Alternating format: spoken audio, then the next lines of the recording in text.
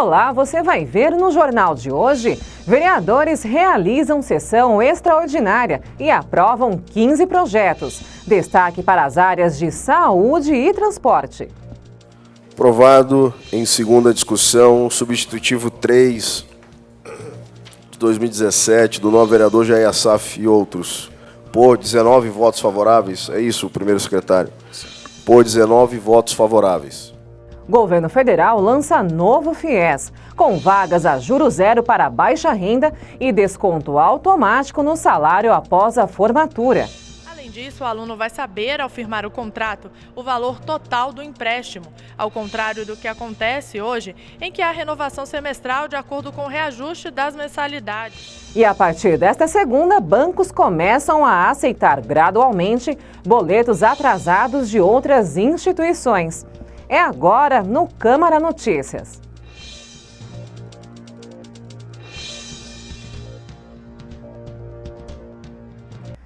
Dando sequência ao processo de liberação da pauta, os vereadores participaram nesta quinta da primeira sessão extraordinária do ano. Foram votados 15 projetos, tanto em primeira quanto em segunda votação. Na abertura da sessão, o presidente da Casa, Dr. Lindoso, explicou que a convocação não onera os cofres públicos e justificou a decisão.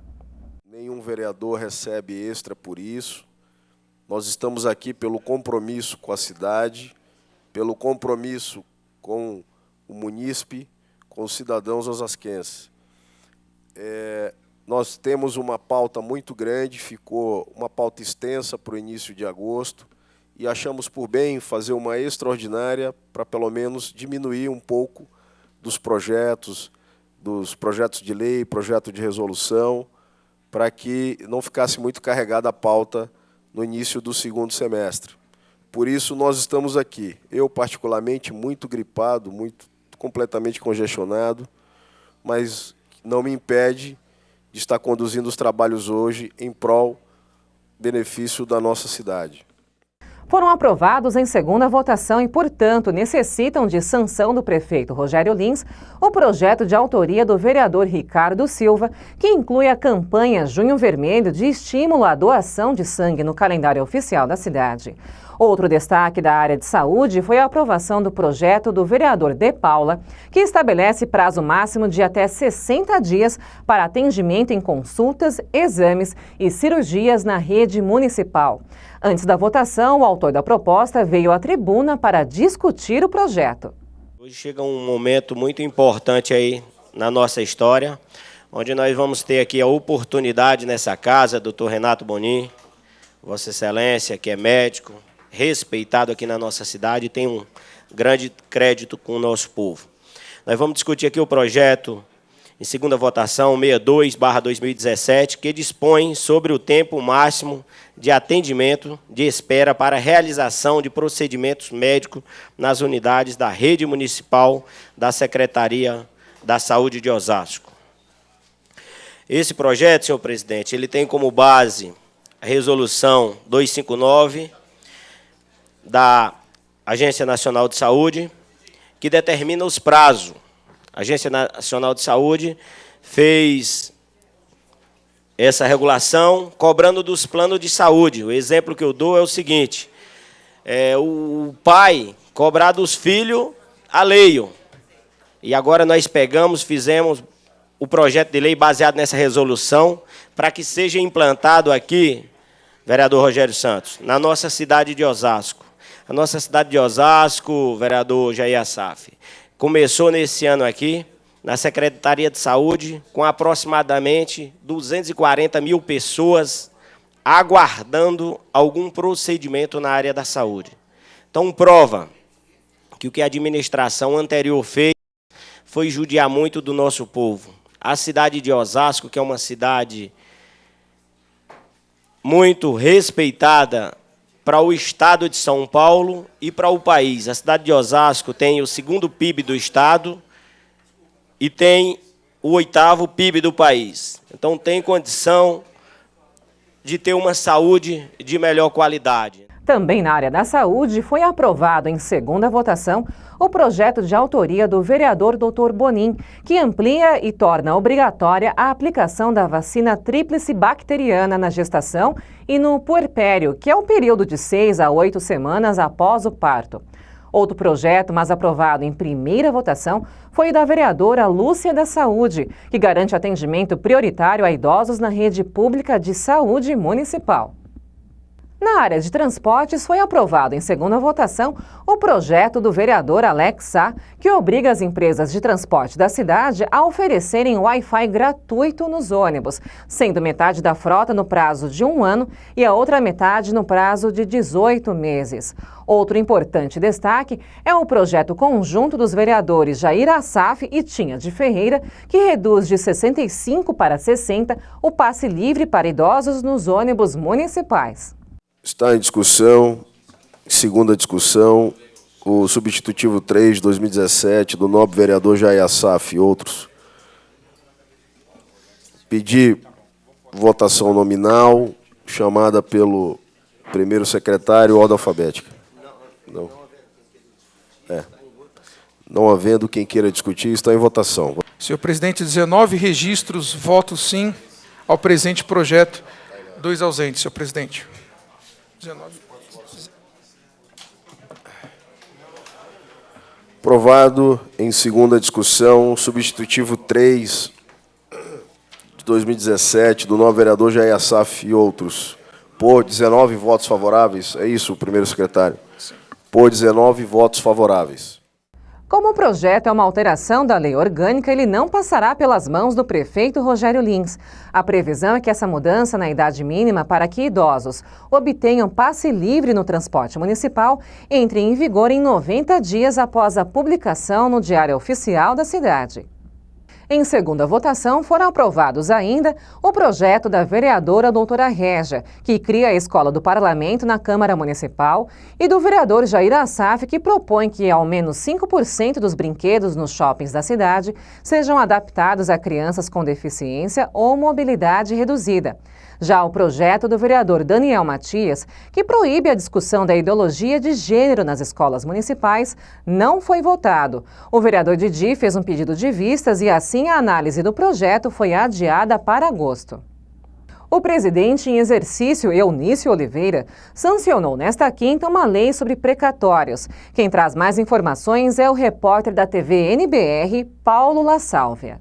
A lei vai permitir que recursos vinculados a precatórios da União que foram depositados em bancos oficiais e não foram sacados pelos credores depois de 2 anos de condenação judicial sejam cancelados e esses valores voltem para o Tesouro Nacional. Precatórios são requisições feitas pela Justiça junto a municípios, estados e a União para que depositem valores em bancos oficiais e esses valores fiquem à disposição dos credores depois de condenação judicial. O Ministério do Planejamento estima que a lei vai permitir que 8 bilhões e 600 milhões de reais retornem para o Tesouro Nacional, o que também vai permitir que o governo tenha mais folga para cumprir a meta fiscal deste ano, que é de um déficit de 139 bilhões de reais, e também possa utilizar parte desses recursos para descontingenciar os cerca de 40 bilhões de reais que o governo contingenciou neste primeiro semestre, justamente para cumprir a meta fiscal de 2017. A oferta de vagas de estágio tem crescido no país e, além de ser uma oportunidade para aprender, é também uma alternativa ao desemprego que atinge os mais jovens. É durante as horas que passa nesta empresa que a Arielle põe em prática o que aprende nas aulas do curso de bacharelado em administração. A gente já pega a rotina de trabalho, a gente já sabe como é que vai ser quando a gente terminar o curso, então acho que está ajudando significativamente. O estágio é uma oportunidade de adquirir experiência antes mesmo de entrar efetivamente no mercado de trabalho. Cada curso, instituição de ensino e empresa definem as condições dessa modalidade de mão de obra, mas todos devem seguir as determinações de uma lei federal de 2008 que regulamenta o estágio para estudantes dos ensinos médio, técnico e superior. De acordo com a Associação Brasileira de Estágio, no ano passado, dos 9.600.000 alunos de nível médio e técnico, menos de 3% estavam estagiando. Já no ensino superior, os números melhoram. Dos 8 milhões de estudantes, mais de 9% ocupavam vagas de estágio. Essa modalidade é apontada como saída, inclusive, para as empresas em período de crise. Segundo esta psicóloga, a determinação do estudante, a vida acadêmica e o interesse pelo curso são determinantes para conquistar uma vaga. No estágio, o que é observado é qual é a disposição daquele aluno para entrar no mercado de trabalho, para fazer a diferença naquela profissão que ele escolheu. Foi assim que Madison conseguiu o primeiro emprego depois de se formar. A dedicação durante os 2 anos de estágio foram fundamentais. Eu acredito que ser proativo é algo fundamental para um estagiário, porque não é apenas fazer o teu. Acabou de fazer o teu, vê se alguém está precisando de uma ajuda. E no próximo bloco, novo FIES terá vagas com juros zero e desconto automático no salário após a conclusão do curso. Além disso, o aluno vai saber, ao firmar o contrato, o valor total do empréstimo, ao contrário do que acontece hoje, em que há renovação semestral de acordo com o reajuste das mensalidades. Produção de veículos cresce 23% no primeiro semestre deste ano. O campo foi um dos principais responsáveis pelo desempenho positivo da indústria automobilística no Brasil. Motivados pelo Plano Safra, agricultores compraram tratores e outras máquinas agrícolas. Não saia daí, é depois do intervalo.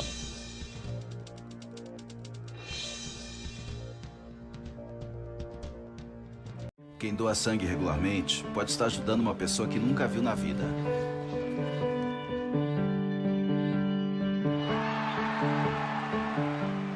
Ou alguém que acabou de começar a viver. Pode estar ajudando quem já passou por muita história. Ou alguém que ainda tem muitas histórias para contar. Pode estar ajudando quem está torcendo para realizar um sonho.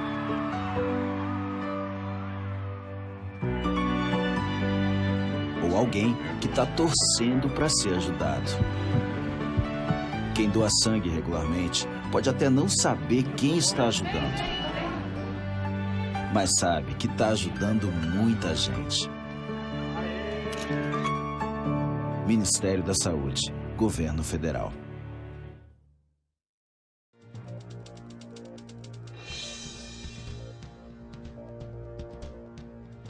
O presidente Michel Temer lançou um novo modelo do Programa de Financiamento Estudantil, o FIES, com 300 mil vagas para 2018. 100 mil destas vagas vão ter juros zero para alunos de baixa renda. Segundo as mudanças anunciadas durante a cerimônia, a partir de 2018, os estudantes terão mais opções de financiamentos. Com isso, o número de vagas ofertadas por ano vai aumentar. No total, o governo vai garantir 300 mil vagas. O ministro da Educação, Mendonça Filho, afirmou que agora as universidades serão responsáveis por bancar os custos com as taxas bancárias para os empréstimos. Com isso, a economia para a União será de 300 milhões de reais, segundo o governo. Mendonça Filho anunciou também mais 75 mil novas vagas já para este ano. Consagrando uma oferta global para o ano de 2017 de 225 mil contratos neste ano em curso. O novo FIES será dividido em 3 modalidades. Na modalidade 1, para estudantes com renda familiar mensal de até 3 salários mínimos, o aluno começará a pagar as prestações de até 10% de sua renda mensal. As 100 mil vagas terão juros zero. A segunda faixa do FIES terá, para o ano que vem, 150 mil vagas centradas na região Norte, Nordeste e Centro-Oeste, que serão ofertadas a alunos com renda familiar mensal de até 5 salários mínimos. Para o chamado FIES 3, serão 60 mil vagas. Também para estudantes com renda familiar por mês de até 5 salários mínimos. Desta vez, os recursos virão do BNDES e dos Fundos de Desenvolvimento Regionais do Norte, Nordeste e Centro-Oeste. Somente a correção pela inflação e juro algum para o estudante pobre que precisa acessar a universidade ou um curso superior no nosso país. É algo inovador, ousado e importante.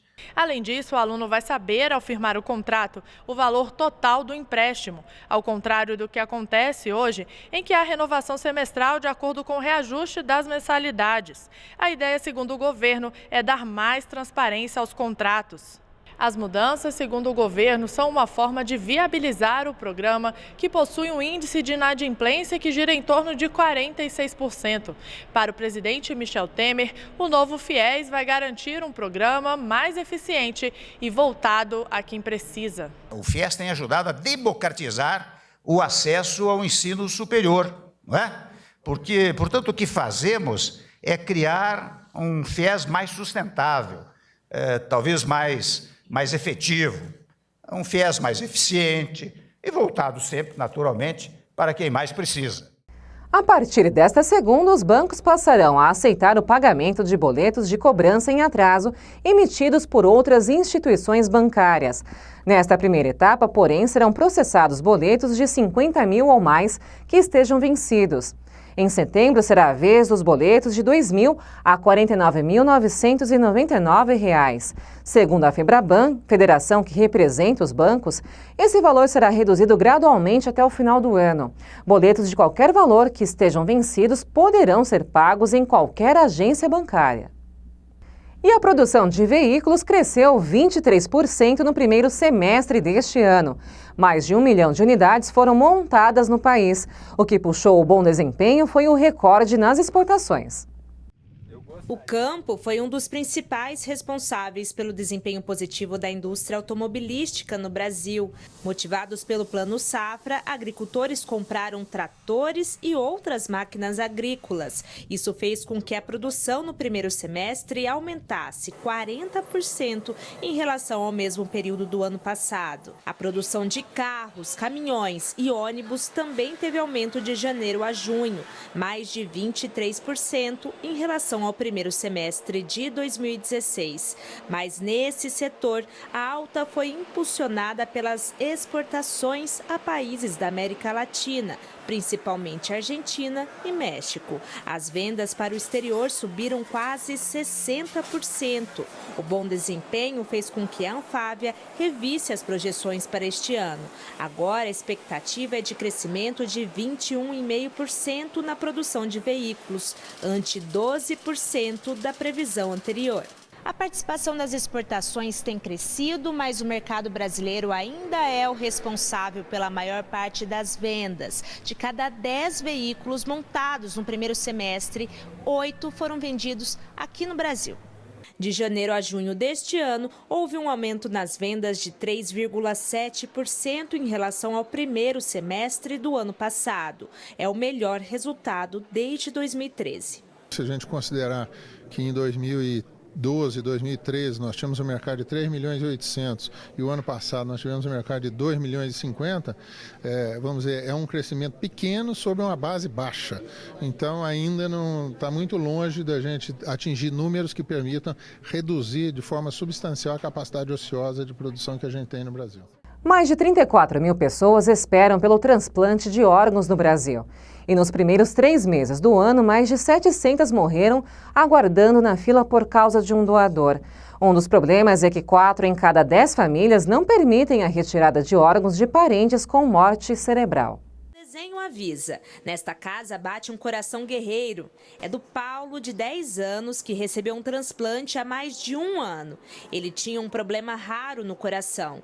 A mãe conta que depois do diagnóstico, foi quase 1 ano de espera vivendo no hospital. Ele ficou muito debilitado, Aí ele ficou no INCOR, aguardando 6 meses dentro do UTI, dependendo de medicamento para o coração não parar, para poder aguentar o transplante. Agora, Paulo carrega um coração que era de um rapaz de 20 anos. A vida dele mudou. Agora eu posso fazer quase todas as coisas. Eu gosto de ficar jogando bola na quadra e brincar esconde-esconde. Histórias como a do Paulo poderiam ser muito mais comuns no Brasil se a doação de órgãos fosse mais frequente. Mas para isso acontecer, muito mais famílias de potenciais doadores de órgãos deveriam doar os órgãos de seus parentes. No entanto, não é isso que vem acontecendo. Quase metade das famílias nessa situação se recusa a fazer esse gesto. Enquanto isso, mais de 34 mil brasileiros aguardam para recomeçar suas vidas. Um medo muito comum é de que os órgãos sejam retirados de pacientes que ainda tenham alguma chance de vida. Mas, como explica este médico, isso não acontece. A retirada só é autorizada quando há morte cerebral, ou seja, quando não há mais possibilidade de reversão do quadro. Ninguém vai ter os órgãos retirados se não tiver ainda a condição de morte cerebral, que é uma condição irreversível e que é a definição de morte em quase todos os países do mundo hoje em dia. E é importante que as pessoas conversem, pelo menos uma vez na vida, em ambiente familiar, sobre esse tema, para que todos os familiares saibam exatamente da vontade de cada um. E se mais pessoas doarem, mais gente vai poder viver. O doador dele foi um rapaz de 20 anos, então o sofrimento dessa mãe, assim, é incalculável. Mesmo no sofrimento, ela conseguiu pensar na alegria de uma outra mãe, de uma outra pessoa, então isso é maravilhoso, né? E você vai ver a seguir. Aprovado no Senado projeto que prevê a digitalização total de documentos. A proposta altera a política nacional de arquivos públicos e privados e autoriza a destruição de documentos originais em papel depois que a cópia digital for autenticada. E o benefício terapêutico do contato com animais. Guilherme tem 6 anos e nasceu com paralisia cerebral. Ele faz tratamento aqui e hoje encontrou um novo amigo. Ele é bem bonito. Não perca, é no último bloco.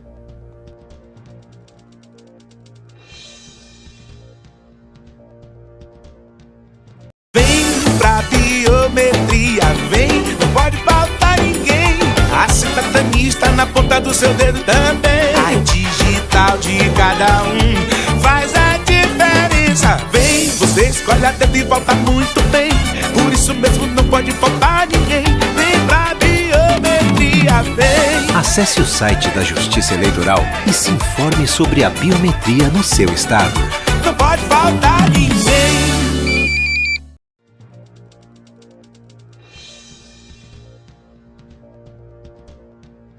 Os arquivos de documentos podem estar com os dias contados.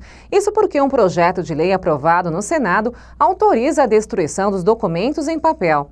A documentação ficaria disponível apenas na forma digital. São caixas de documentos que não acabam mais. O arquivo do Tribunal de Justiça de São Paulo tem quase 70 milhões de processos. O mais antigo é um testamento de 250 anos. E a papelada não para de chegar. Guardar tudo isso custa caro, quase 39 milhões de reais por ano. Mas o arquivo, como é hoje, pode estar com os dias contados. Boa parte dos processos armazenados aqui poderá virar cinzas se a Câmara dos Deputados aprovar um projeto de lei que já passou pelo Senado. A proposta altera a política nacional de arquivos públicos e privados e autoriza a destruição de documentos originais em papel depois que a cópia digital for autenticada. Este advogado especialista em direito digital explica que o risco de adulteração dos documentos digitais é pequeno. Para ele, a mudança vai trazer economia. É caro armazenar grande fluxo de documentos, grande volume de documentos. Não só armazenar, mas também fazer todo o trâmite de resgate, né? Você desarquivar, arquivar e arquivar documentos é algo extremamente custoso. Os críticos ao projeto dizem que não haverá economia, porque o custo para arquivar documentos digitalizados também é grande. Este arquivista fala que a falta dos originais pode causar problemas jurídicos e históricos. Desconsidera o registro histórico, né, os registros que a gente gera no dia de hoje, que um dia vão ser história. Ele preconiza uma tecnologia que já está quase defasada, ele causa uma certa insegurança jurídica. Então, o maior problema seria esse, provas, né, documentos como prova, não poderem serem considerados prova por conta de não existir mais os originais dele. E começou mais uma edição do Projeto Rondon do Ministério da Defesa. O programa, que este ano celebra 50 anos, permite que estudantes sejam voluntários e ajudem em ações das Forças Armadas no atendimento a comunidades carentes. 40 anos atrás, Tânia, que morava num vilarejo perto de Parnaíba, no Piauí, recebeu a visita dos agentes do Projeto Rondon. Ela, que se dizia esquecida numa cidadezinha do interior do Brasil, garante que o projeto fez a diferença na sua vida. Trouxe a arte, né?